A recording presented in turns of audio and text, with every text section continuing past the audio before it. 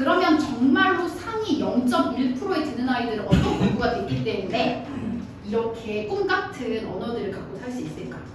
네, 그것들을 생각해 보시면 간단해요. 자, 우리가 시험을 합격하려고 하면 예를 들어 고시 같은 거 볼 때 다 막 10회 놓겠다 이런 얘기 많이 들으시죠? 이게 있잖아요. 사람들이요, 이렇게 최상위권 아이들은요, 기본적으로 능동학습을 엄청 잘해요. 그렇기 때문에 누적이 되게 잘 되거든요.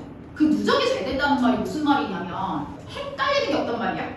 근데 언제 헷갈리는 게 없어요? 개념이 확실할 때.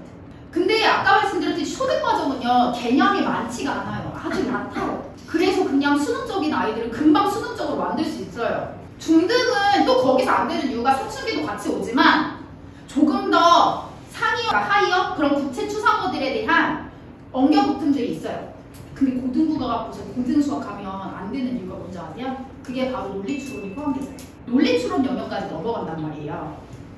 그러니 이게 수능을 한다고 해서 되는 문제겠어요? 어렸을 때부터 논리추론이 머릿속에 기계처럼 배어져 있으면 예를 들면 선행을 하더라도 막 들어올 때 튕겨나가도 상관없거든요. 대신 들어오는 건 정리정돈해서 들어와야 된다는 거예요. 디스크 정리하듯이 딱딱딱딱딱딱 정리가 잘 되지 않으면 우리가 그걸 사용할 수가 없기 때문에 기본적으로 국어랑 영어 같은 언어를 공부를 시킬 때 가장 중요한 거는 논리추론을 가르치셔야 돼요. 이 논리추론을 너무 복잡하게 이해하시고 종류가 되게 많거든요. 이번에 희망고 영어 시험 보셨나요? 네, 논리추론 문제 나왔거든요. 영어인데.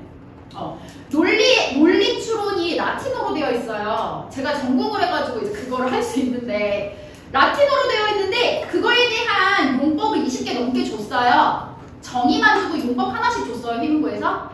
그리고 그거에 대해서 적용할 수 있는 사례들을 문제로 냈어요. 정말 좋은 문제라고 생각했어요. 이게 영어지. 네. 영어 왜 배우는지 아시죠? 수능 잘 보려고 말고 우리가 되게 똑똑해져서 나중에 그거 가지고 막 공용 언어잖아요. 그러니까 여러 논문들을 막 살피면서 대단한 공부들을 막 쉽게 막 해결할 수 있게 그렇게 하려고 영어 배우는 거지. 우리 잠깐 외국인 지나가는 인사하려고 영어 시험 잠깐 잘 보려고 이렇게 하고 영어 공부하는 거 아니잖아요. 한마디로 국어도 마찬가지예요. 우리가 이 많은 공부들을 하는 것이 바로 다 언젠가 어디선가 써야 되는데 그때 잘 나와야 된다고요. 그러면 정리정돈을 하는 방법을 배워야 돼요. 아까도 말씀드렸어요. 그래서 어떠한 언어를 가르치더라도 우선 기본적으로 깔려야 되는 게 논리추론이고요. 그 논리추론에 추가적으로 뭐가 필요하냐면 각각의 언어들의 문법을 가르쳐야 돼요. 그런데 제2외국어이기 때문에 국어도 문법이 필요하고요. 영어도 문법이 필요해요. 그 문법 여러 번 빼기 돌리기 이런 거 말고요. 정확하게 구사해야 되는 구조 있죠. 그걸 가르치셔야 돼요. 제가 계속 반복하고 있지만 논리추론 하지 않으면 이 영역까지 못 가요. 자, 이 상위 영역은 뭐가 되는 거냐면요. 우리가 1회독 할 때는 연필로 모르는 걸 쳐요. 그 다음 두 번째 회독할 때는 연필을 지워내고 그 다음 검정색 펜으로 줄어요. 3회독 할 때 파란색 펜, 그 다음에 빨간색 펜 이렇게 가다가 마지막에 형광펜 마무리되는 거 시커매진 그 영역만 한번 다 보고 보면 시험에서 틀릴 게 없어요.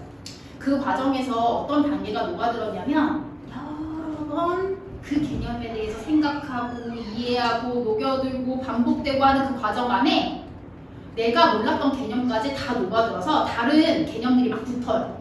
왠지 아시죠? 아주 기본적인 것들을 반복하다 보면 그게 잘 붙어있기 때문에 다른 것과 잘 확장되잖아요. 저는 요즘에 애들 학습 태도 이런 것만 보니까 어떤 걸 봐도 그것밖에 안 보여요. 과학의 현상을 봐도 그거가 보이고 쓰레기를 버리러 가도 그걸로 유감이 되거든요. 왜 그런 느낌 아시죠? 그러니까 자기가 꽂혀있는 걸로 모두 해석할 수 있잖아요. 그 정도까지 되려면 녹아들어야 되기 때문에 개념을 무시하고 선행을 막 하고 넘어갔던 그런 방식의 그 부분 있죠? 선행을 막 하고 넘어간 게 아니고 선행을 막 하고 넘어간 게 뭐예요? 어려운 것만 막 습득하잖아요. 어려운 말. 그리고 그걸 되게 칭찬하시잖아요. 근데 기본 개념 무시하고 가거든요. 그래서 기초 개념을 무시하지 않으시고 계속 여러 번 반복해야 돼요. 그리고 그 반복이 녹아 들어갈 때까지 시간을 무조건 주셔야 돼요. 그 과정들이 없다면 절대로 좋은 학교에 꿈을 꿀 수가 없어요. 공부가 많이 되고 해독수가 많이 올라가고 같은 단어를 보더라도 여러 번 반복했던 아이들은요. 그 단어를 가지고 활용할 수 있는 힘이 왜 우리 이런 거죠? 조금 막 빡빡하게 힘들게 공부하면은 여기서 조금만 움직이면 잃어버릴 것 중간에 막 이런 얘기 있잖아. 시험 때 이거 머리 흔들고 딱 그 얘기거든요. 근데 내가 이게 이렇게 요거를 쳐도 괜찮은 느낌 있잖아요. 그 느낌으로 여러 번 반복했기 때문에 이렇게 다 골고루 막 다 붙어있는 거예요. 얼기설기.